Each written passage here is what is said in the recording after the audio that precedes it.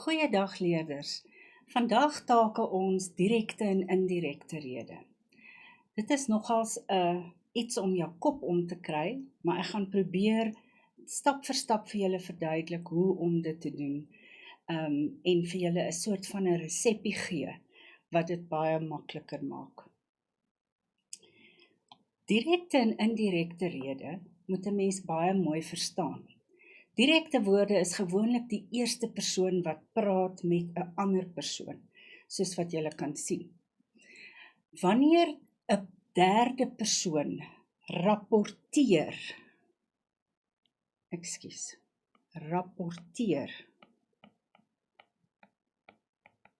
wat daar gesê was, dan is dit indirekte rede.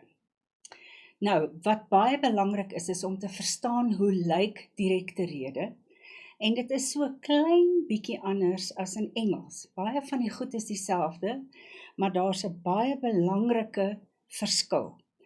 Direkte rede in Afrikaans, soos in Engels, het die aanhalingstekens. In Afrikaans is daar na die eerste deel, waar die persoon begin praat, 'n dubbelpunt. En dit is die belangrike verskil. In Engels is dit net 'n komma. En 'n mens is so gemaklik daarmee dat jy vergeet, in Afrikaans is dit 'n dubbelpunt. Daar's ook vraagtekens as dit 'n vraag is, en uitroeptekens as dit 'n uitroep of 'n bevel is. En dan natuurlik ons punt. So hierdie leestekens is alles deel van direkte rede.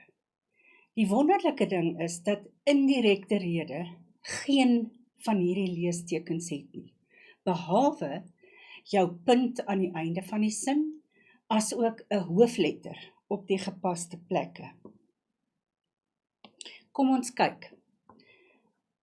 'n belangrike stap is om vir jouself te vra, is dit 'n stelling?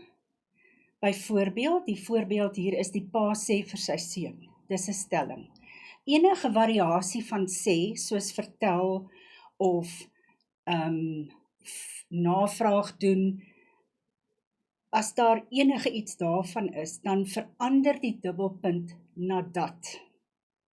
Nou, wat belangrik is om te onthou, en ons kom later weer hierby, dat behoort aan groep 3.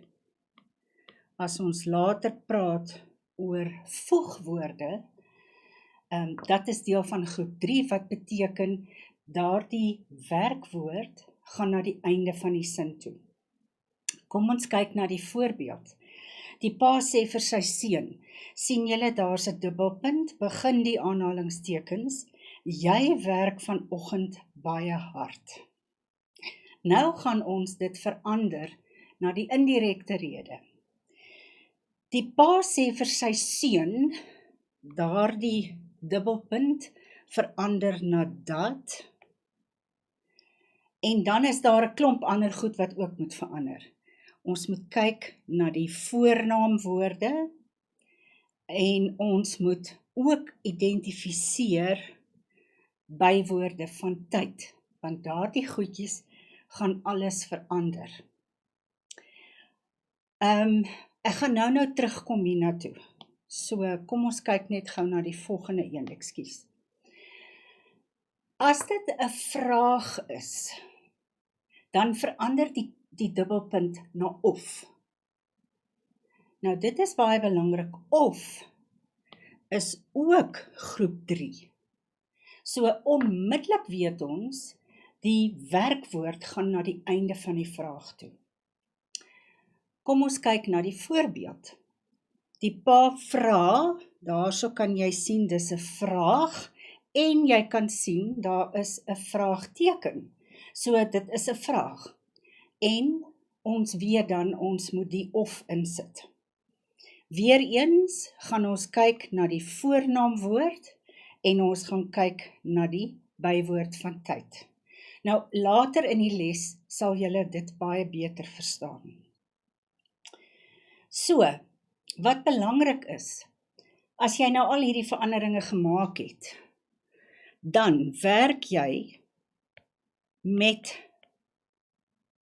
wat tussen die aanhalingstekens is. So jy bemoei jou met wat tussen die aanhalingstekens staan. Kom ons gaan aan. Goed, ons het nou gesê die dubbelpunt verander of na dat of na of. Wat moet nog verander? Ek het vir julle gesê, ons gaan kyk na die voornaamwoorde en die bywoorde van tyd. Maar die eerste belangrike ding is natuurlik die werkwoord se posisie. Nou as julle net vinnig gou na my hand kyk, ons het al hieroor gepraat, maar net weer om julle te herinner. Stompie is die subject, verb 1, time, object, manner, place, verb 2, infinitive. Nou hier sal jy verstaan dat as ons dat bysit, dan is dit 'n voegwoord uit groep 3 en ons moet hom na die einde van die sin skryf. Het is dan in hierdie posisie van werkwoord 1. As daar 'n hulpwerkwoord is, nou as ons net gou kan hersien, hulpwerkwoorde is byvoorbeeld het vir die verlede tyd, sal toekomend, wil, kan, mag en moet. Hulle is almal hulpwerkwoorde wat in 'n sin kan voorkom. Hulle skuif ook na werkwoord 2 se posisie, maar hulle staan voor werkwoord 2. So kom ek verduidelik vir julle. Goed, ons sal nou daarby terugkom. Die volgende ding wat moet verander is die voornaamwoorde. Nou hier wil ek vir julle sê, know your stuff. Keis. Jy moet weet hoe die voornaamwoorde verander. As ek 'n vrou is of 'n meisie is, dan verander my voornaamwoord na haar. As dit 'n man is, word dit hy. Nou later as ons weer oor voornaamwoorde praat, gaan julle beter verstaan dat ons regtig baie keer hier in 'n probleem vashardloop, want nou kom daar voornaamwoorde soos sy, as ons verwys na 'n manlike persoon, en ons weet sy is ook 'n voornaamwoord vir 'n vroulike persoon, so dit kan nogals 'n bietjie van 'n probleem wees. Maar ons sal kyk daarna. So hierdie voornaamwoorde moet julle baie goed ken. Die voornaamwoord moet verander en verwys terug na die woorde wat voor die dubbelteken, die dubbelpunt geskryf is. So dit is baie belangrik om dit te verstaan. Ek het hier 'n lys ingesluit van bywoorde van tyd. Ek het dit nou nie gemerk nie. Kom ek skryf net gou hier. Bywoorde van tyd. Want dit is die ander ding wat moet verander. En hier kan jy regtig in groot moeilikheid beland as jy nie hierdie werk ken nie. Dis ook een van daai goed. Know your stuff. Ek sê altyd vir my studente, as daar iets is wat jy moet memoriseer, skryf dit uit. Sit dit langs jou bed teen die muur of agter die toiletdeur en kyk elke dag daarna. Dis die enigste manier wat 'n mens hierdie goed memoriseer. Ek gaan nou nie hier met julle hierdeur gaan nie. Al wat ek wil sê is, daar's die Engelse weergawe van die direkte en die indirekte, daar's die Afrikaanse weergawe van direkte, en die belangrike ding is die indirekte weergawe. Hoekom is dit belangrik? In jou sin wat jy gaan kry, gaan daar van hierdie voorbeelde wees, soos wat jy later gaan sien.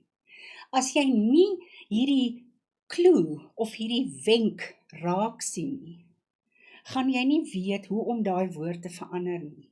En dan gaan jy die punt verloor. Ongelukkig, en dis regtig vir my hartseer dat dit so is, as daar een enkele fout in jou totale sin is jou sin verkeerd. Al het jy al die ander goed reg gekry. So maak seker dat die goed wat jy kan leer, die goed wat jy kan memoriseer, dat jy dit in jou kop het. Dit gaan jou lewe makliker maak. Goed, ek het gesê ek gaan vir julle stappe gee.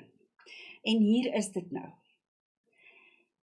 Die eerste ding wat jy doen, jy verwyder die punctuasie. So jy raak ontslaaf van die aanhalingstekens, jy raak ontslaaf van die uitroepteken, jy raak ontslaaf van die dubbelpunt. Just scratch it out. Dan die tweede ding wat jy moet doen, is jy moet besluit, is dit 'n stelling, is dit 'n vraag, of is, partykeer is daar 'n vraagwoord, soos wanneer, of hoekom, of hoe, dan kanselleer dit die of uit en jy gebruik die vraagwoord. So dis stap 2. Stap 3, jy soek jou voornaamwoorde en jy verander dit. En dan stap 4, jy kyk na jou bywoorde van tyd. Stap 5.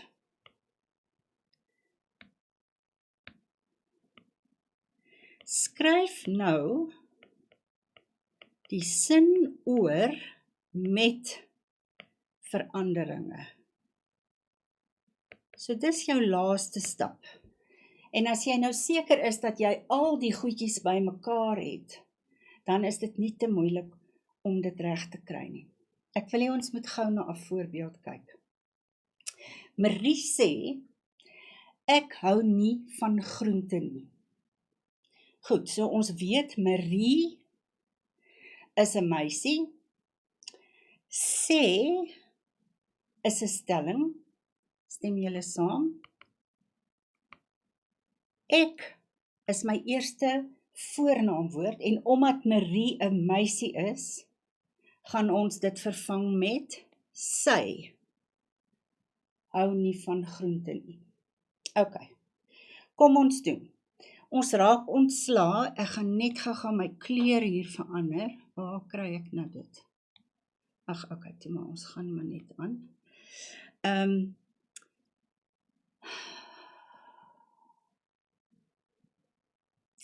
Ek raak ontslaaf van die dubbelpunt, ek raak ontslaaf van die aanhalingstekens. Ek moet my hoofletter hou, en ek moet my punt hou aan die einde van die sin.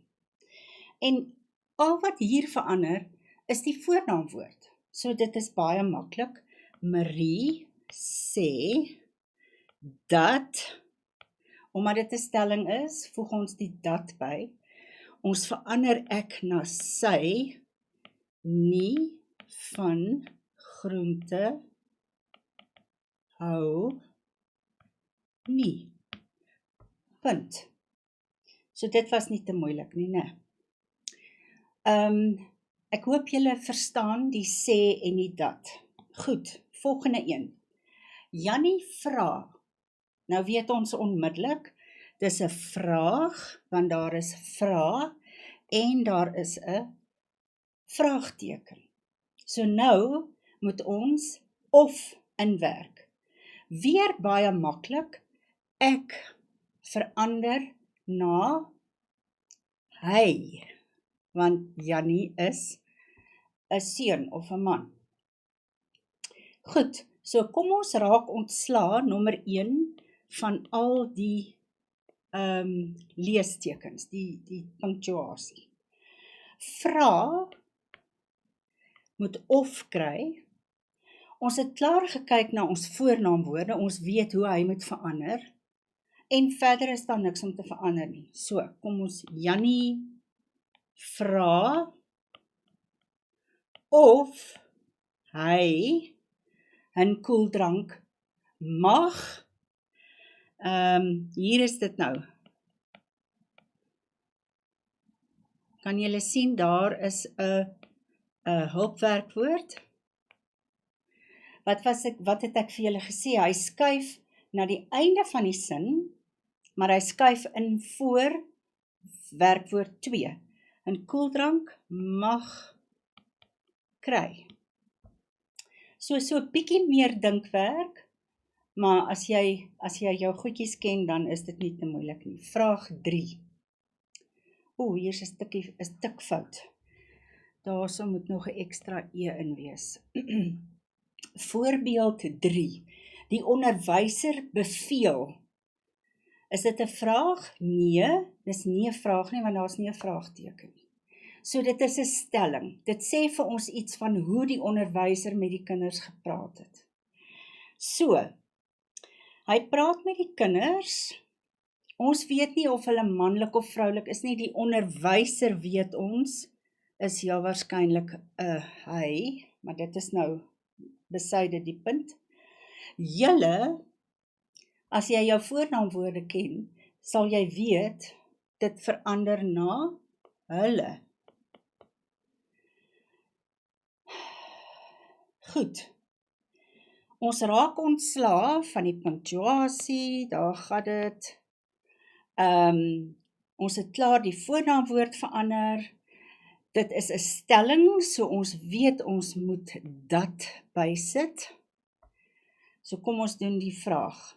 Die onderwyser beveel dat die kinders hulle huiswerk doen. Maak dit vir julle sin? Daar's my werkwoord en ons weet hy gaan na die einde van die sin toe. Ek gaan dit nou nie oorskryf nie, ek hoop julle is almal op dieselfde bladsy.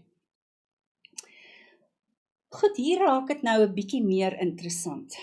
Hy het gesê, ons het vandag die wedstryd verloor. Nou moet jy 'n klomp goed in jou kop bymekaar hê. Hy het gesê, dis 'n stelling. So ons weet ons moet dat byvoeg.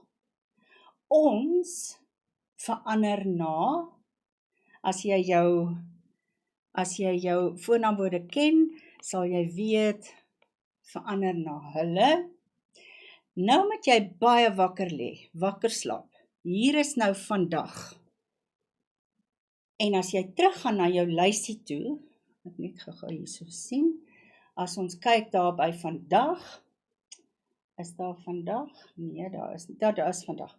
Vandag verander na daardie dag.